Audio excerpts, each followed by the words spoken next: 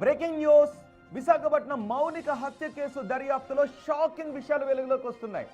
నిందితుడు రవీంద్రను 3 రోజులు పోలీస్ కస్టడీలోకి తీసుకున్న అధికారులు సీన్ రీకన్స్ట్రక్షన్ నిర్వహించారు. మౌనికను రవీంద్ర తన ఇంట్లో కాకుండా గాజువాకలోని ఒక స్నేహితుడి ఇంట్లో హత్య చేసినట్టుగా పోలీసులు గుర్తించారు. అనంతరం మృతదేహాన్ని ఒక ట్రాలీ సూట్ కేసులో పెట్టి తన ఇంటికి తీసుకొచ్చారు. ఇదే విషయాన్ని అదే రోజు బిగ్ టీవీ చెప్పింది. ఇదే విషయాన్ని బిగ్ టీవీ ఆ రోజు అనుమానాలు వ్యక్తం చేసింది. రవీంద్ర బహుశా తన ఇంట్లో హత్య చేసి ఉండడు, బయట ఎక్కడో చంపి మృతదేహాన్ని తన ఇంటికి తీసుకొచ్చి ఆ తర్వాత ఒక్కొక్క పార్ట్ను డిస్పోజ్ చెయ్యాలి అని భావించి ఉంటాడు అని ఇదే విషయాన్ని బిగ్ టీవీ ఆ రోజే చెప్పింది. సీన్ రీకన్స్ట్రక్షన్ జరుగుతున్న సమయంలో బిగ్ టీవీ ఇదే విషయాన్ని చెప్పింది. ఇప్పుడు ఆ విషయాన్ని పోలీసుల ముందు అంగీకరించాడు. ఎందుకంటే బిగ్ టీవీ లోతుగా విశ్లేషించింది, అక్కడ ఉన్న సీసీ కెమెరాలను పరిశీలించింది. ఒకవేళ ఆమె లోపలికి వచ్చుంటే ఆ దృశ్యాలు ఉండాలి కదా, ఆ దృశ్యాలు లేవు. అంటే నిందితుడు ఆ మౌనికను బయట ఎక్కడో చంపి ఆ తర్వాత సూట్ కేసులో బహుశా ఇంటికి తీసుకొచ్చి ఫ్రిడ్జ్ లో పెట్టుంటాడు. అందుకే తలను తీసుకుని వెళ్ళి అక్కడ తగలబెట్టేశాడు. మిగిలిన పార్ట్స్ ని ఒక్కొక్క పార్ట్ ని తగలబెట్టాలని అనుకుని ఉండుంటాడు అని ఇప్పుడు సీన్ రీకన్స్ట్రక్షన్ లో పోలీసుల కస్టడీలో నిందితుడు ఏ విషయాన్ని అయితే చెప్పాడో బిగ్ టీవీ ఇదే విషయాన్ని ఆ తొలి రోజే ఈ విషయాన్ని చెప్పింది. నిజానికి నిందితుడు ఏం చెప్పాడు అంటే ఎక్కడో చంపి మృతదేహాన్ని ఒక ట్రాలీ సూట్ కేసులో పెట్టి తన ఇంటికి తీసుకొచ్చాడు. అక్కడ అత్యంత కిరాతకంగా శరీరాన్ని ముక్కలు చేసి పారేయడానికి పథకాన్ని రచించాడు. హత్య జరిగిన సమయంలో ఆ స్నేహితుడి పాత్ర ఏదైనా ఉందా అనే కోణంలో ఇప్పుడు పోలీసులు దర్యాప్తు చేస్తున్నారు. మౌనికను చంపిన తీరు, శరీర భాగాలను కట్ చేసిన విధానంపై లోతైన విచారణ జరుపుతున్నారు. నిందితుడిని కస్టడీలో ఉంచి మరిన్ని సాక్ష్యాలను సేకరించే పనిలో ఉన్నారు పోలీసులు.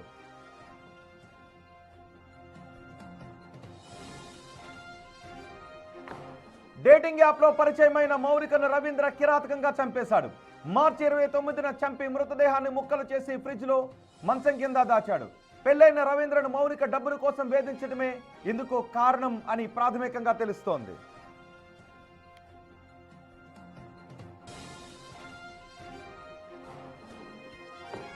పూర్తి సమాచారం అందించడానికి మా ప్రతినిధి రాజు మనకు అందుబాటులో ఉన్నారు.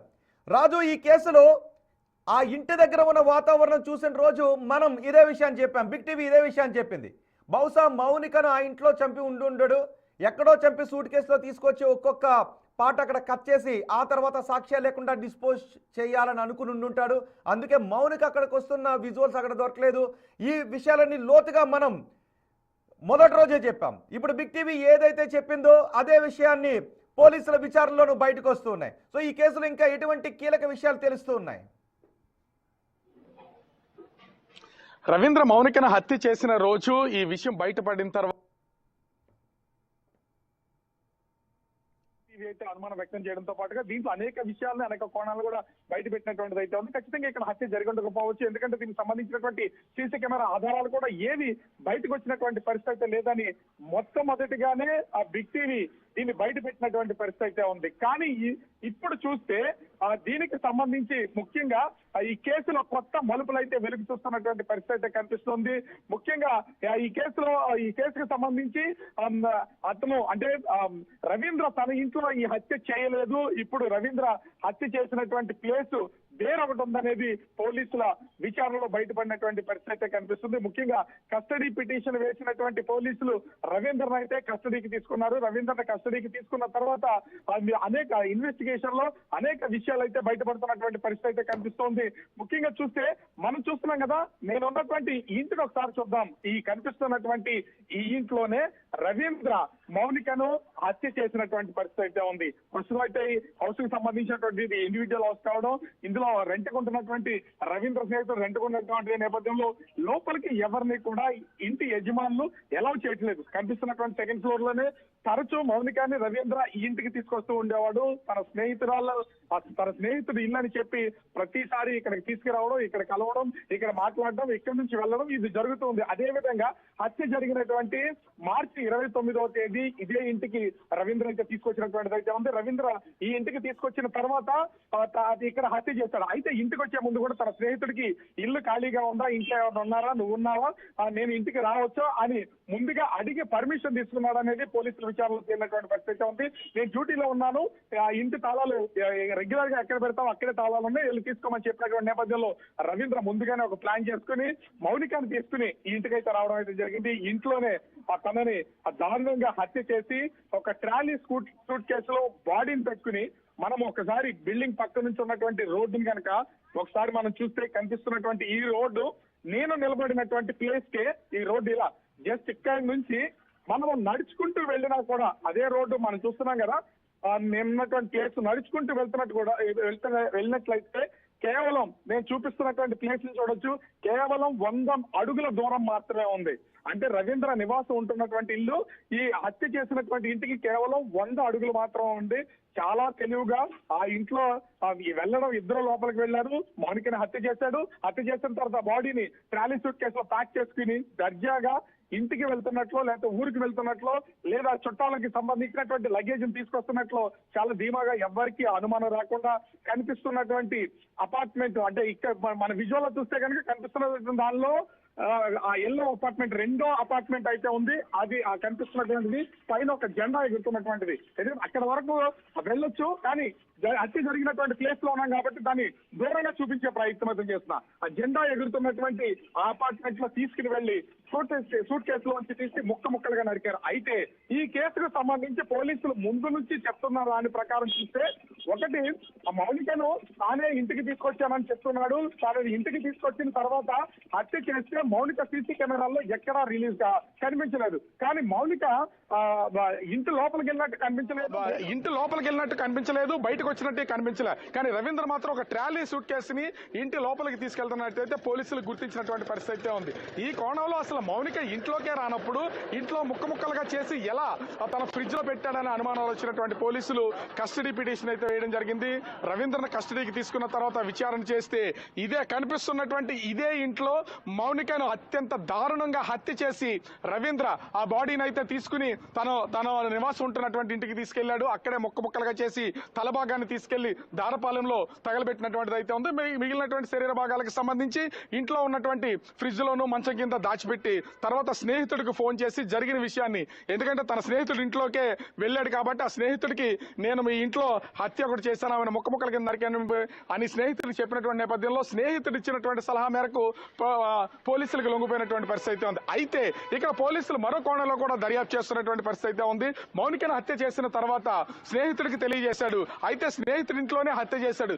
ఈ కేసుకు సంబంధించి రవీంద్రతో పాటు అతని స్నేహితుడికి ఏమైనా సంబంధం ఉందా అనే కోణంలో కూడా ప్రస్తుతం అయితే పోలీసులు దర్యాప్తు చేస్తున్నటువంటి పరిస్థితి కనిపిస్తుంది. ఇప్పటికే కస్టడీలో అనేక విషయాలు రవీంద్ర అయితే బయట పెడుతున్నటువంటిది అయితే ఉంది. రవీంద్ర పోలీసులకు లొంగిపోయిన తర్వాత రవీంద్ర చెప్పినటువంటి ఏ విషయం కూడా ఇప్పుడు నిజమని అనిపించట్లేదు. అన్ని మ్యానిపులేట్ చేయడానికి, ప్రతి సాక్ష్యాన్ని నాశనం చేయడానికి రవీంద్ర అయితే ప్రయత్నం చేసినట్టు తెలుస్తుంది. నేను నా ఇంట్లోనే హత్య చేశానని మొట్టమొదటిగా చెప్పాడు. ఇక్కడే ముక్కలుగా నరికానని చెప్పాడు. తనని డబ్బుల కోసం వేధింపులు గురి చేయడం వల్ల తాను హత్య చేశానని చెప్పాడు. కానీ హత్య ఒక చోట జరిగింది. చాలా దర్జాగా ఊరెళ్తున్నట్లు ట్రాలీ బ్యాగ్ లో ఆ మొత్తం బాడీని అయితే ఇంటికి తరలించి అక్కడే ముక్కలుగా నరికి ఎవరికి అనుమానం రాకుండా రాత్రి సమయంలో వాటిని తగలబెట్టే ప్రయత్నం అయితే చేశారు. అంటే కేసుకు సంబంధించి ఇంకా లోతైన దర్యాప్తు చేస్తే ఇంకా ఎన్నో విషయాలు బయటపడే అవకాశం అయితే ఉంటుంది.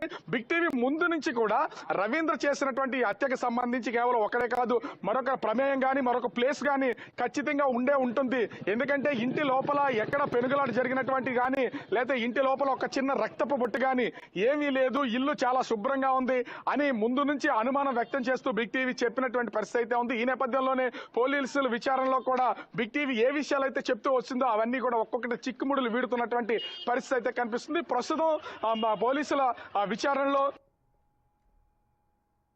అయితే దీని వెనక ఇప్పటికీ ఈ కేసుని లోతైనటువంటి విచారణ జరుగుతూ ఉంది. అయితే ఇక చాలా విషయాల్ని పోలీసులు గోప్యంగా ఉంచి అత్యంత రహస్యంగా ఈ కేసుకు సంబంధించినటువంటి దర్యాప్తు చేస్తున్నారనే అనుమానాలు అయితే వ్యక్తం అవుతున్నటువంటి పరిస్థితి. చంపడానికి కారణం ఏంటి? నిజానికి నిందితుడు మొదటి నుంచి కూడా పోలీసులని విచారణలో తప్పుదారి పట్టించడానికే చూశాడు. సాక్ష్యాలను లేకుండా చేసేయాలి అనుకున్న నిందితుడు పోలీస్ స్టేషన్కు రావడానికి కారణం ఏంటి? కేవలం స్నేహితుడు చెప్పడంతోనే పోలీస్ స్టేషన్కి వచ్చేసాడా? అంత ఈజీగా పోలీస్ స్టేషన్కి వచ్చేసాడా? ఒకటి. రెండు, అసలు చంపడానికి కారణం ఏంటి? ఈ విషయాలు ఏమైనా చెప్తున్నాడా? అయినటువంటి ఒక అంశం అయితే ఉంది. ముఖ్యంగా చూస్తే రవీంద్ర మౌనికను హత్య చేయడం వెనక ప్రధానమైనటువంటి కారణం నన్ను మౌనిక డబ్బుల కోసం వేధింపులకు గురి చేస్తుంది, నా ప్రైవేట్ వీడియోస్ అన్ని బయట పెడుతుంది, నా భార్యకు పంపించేస్తానని బెదిరింపులకు గురి చేస్తుంది, తన స్నేహితులకి కుటుంబ సభ్యులకి అందరికీ పంపిస్తానని వేధింపులకు గురి చేస్తుంది. నేను ఇప్పటికే చాలా డబ్బులు ఇచ్చాను, డబ్బులు ఇచ్చినా కూడా నన్ను ఇదే విధంగా వేధింపులకు గురి చేస్తున్నటువంటి నేపథ్యంలో ఆ వేధింపులు తట్టుకోలేక నేను హత్య చేస్తానని రవీంద్ర మొట్టమొదటిగా చెప్పినటువంటి పరిస్థితి ఉంది. కానీ దానికి ఆపోజిట్ గా విచారణలోనూ అదేవిధంగా మౌనికకు సంబంధించినటువంటి బ్యాంక్ అకౌంట్స్ లో కూడా చూస్తే చిన్న చిన్న మొత్తాలలో, అంటే తను వర్క్ చేసినప్పుడు ఈవెంట్స్కి వెళ్ళినప్పుడు సంపాదించినటువంటి డబ్బుని చిన్న చిన్న మొత్తాలలో ఆమె 2 బ్యాంక్స్ లో డిపాజిట్ చేస్తున్నటువంటిది అయితే ఉంది. ఫిక్స్డ్ డిపాజిట్స్ ఉన్నాయి, అదేవిధంగా సేవింగ్స్ అకౌంట్స్ లో డిపాజిట్స్ ఉన్నటువంటిది అయితే ఉంది. ఒక ప్రచారం ఏంటి అంటే దీన్ని పూర్తి స్థాయి పోలీసులు దర్యాప్తు చేస్తే బయటపడే అవకాశం అయితే ఉంటుంది. తాను సంపాదించినటువంటి డబ్బులను ఫిక్స్డ్ డిపాజిట్ లోను అదేవిధంగా సేవింగ్స్ అకౌంట్ లో దాచినటువంటి మౌనిక కొంత డబ్బుని ఇంట్రెస్ట్ కి తెలిసినటువంటి వాళ్ళు ఎవరన్నా డబ్బులు అవసరం ఉందని తీసుకుంటే ఇంట్రెస్ట్ కి డబ్బులు ఇస్తుంది. ఆ కోణంలోనే రవీంద్ర మౌనిక దగ్గర దాదాపుగా 10 లక్షల రూపాయలు నా డబ్బుని అయితే తీసుకున్నాడు. అది కూడా నగదు రూపంలో తీసుకున్నాడు.